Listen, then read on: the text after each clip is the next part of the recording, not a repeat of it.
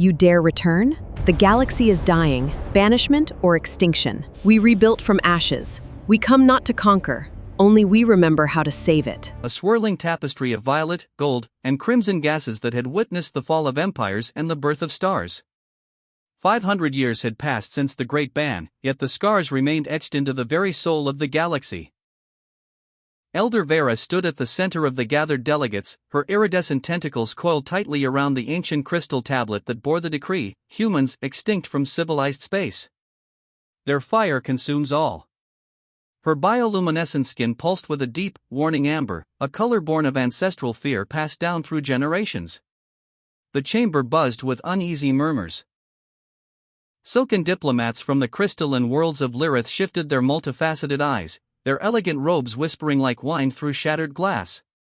Hulking warriors from the volcanic forges of Korath gripped plasma halberds, their scaled hides rippling with suppressed rage.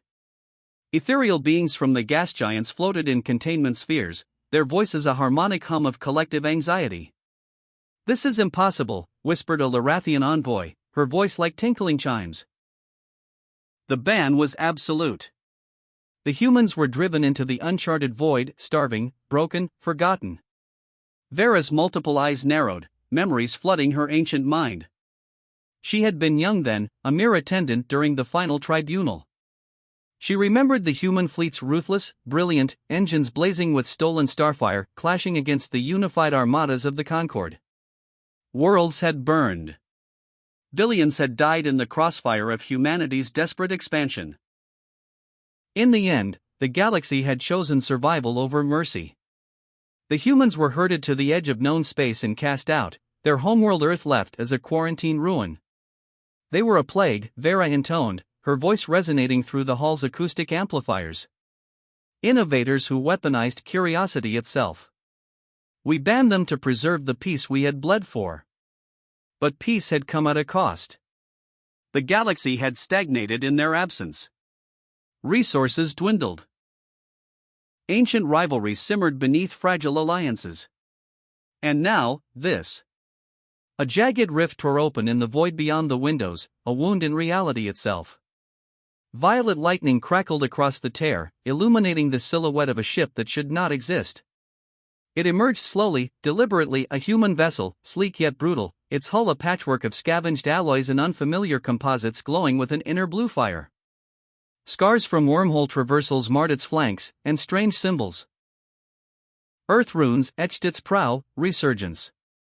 Alarms erupted across the station, a cacophony of wailing sirens and flashing holographic warnings.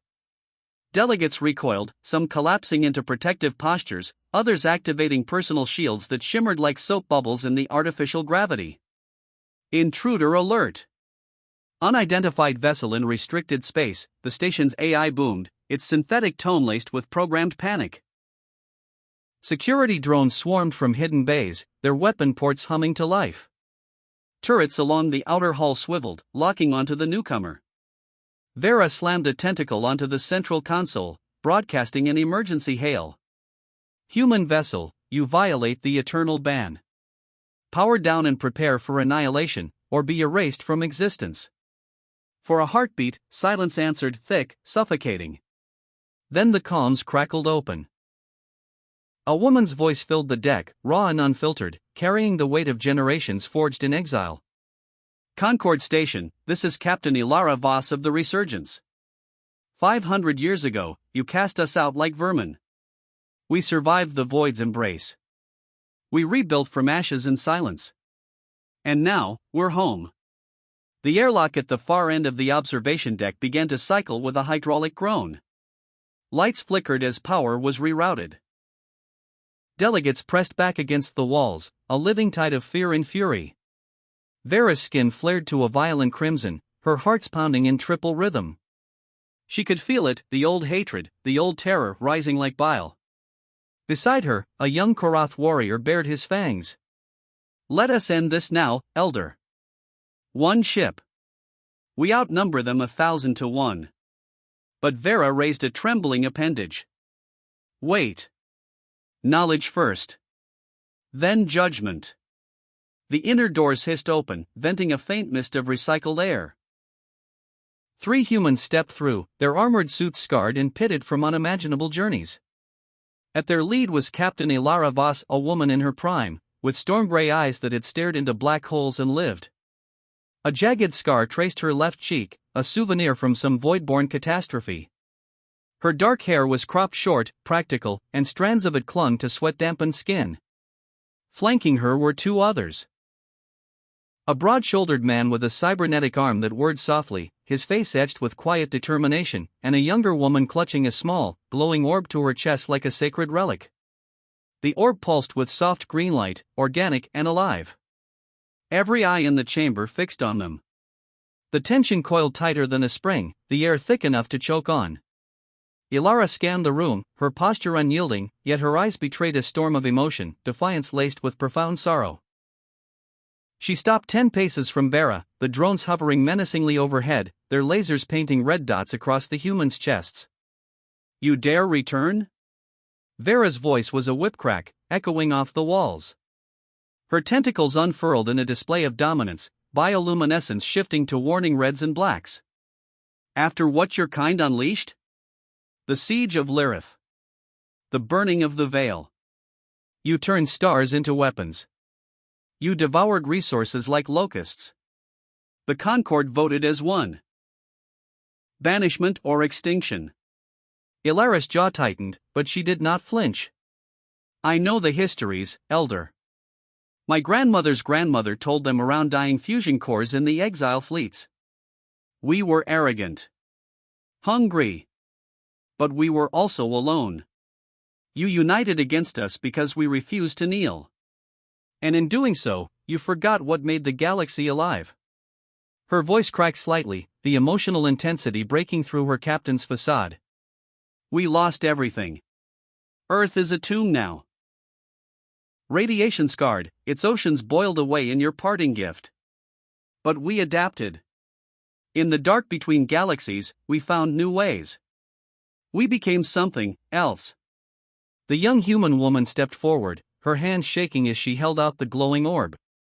It was a seed pod, veined with bioluminescent filaments, Earthlife, preserved through half a millennium of void. "This is all that remains of our homeworld's heart," she said, tears glistening in her eyes. "A single viable biosphere kernel. We didn't come to conquer. The galaxy is fracturing. Your alliances are crumbling under resource wars. Nebulae collapsing. We mapped it all from the outside. Only humanity remembers how to innovate under pressure. How to burn bright when everything else fades." A Lorathian diplomat let out a shrill laugh, sharp with hysteria. "Innovation? You mean destruction. Your return is a declaration of war." The broad-shouldered man beside Ilara shifted, his cybernetic arm flexing with a metallic click. "We've had 5 centuries to nurse our grudges too," he growled, voice low and dangerous. "Families wiped out. Children born in cryosleep, never knowing gravity. But Captain Voss believes in redemption. Me? I'm here to make sure we don't die for nothing." Vera's multiple hearts thundered. She could see the ghosts in Ilara's eyes, the same fire that had once terrified the Concord. Yet beneath the armor, these humans looked weary. Desperate. Not the ravening horde of legend, but survivors carrying the weight of exile like chains around their souls. Suspense hung in the air like a blade poised to fall. One twitch from a drone, one inflammatory word, and plasma would light the deck in a massacre. "Enough," Vera commanded, though her own voice wavered. She slithered closer, tentacles probing the air as if tasting their intent. "You speak of saving us. Prove it. What horror have you brought back with you?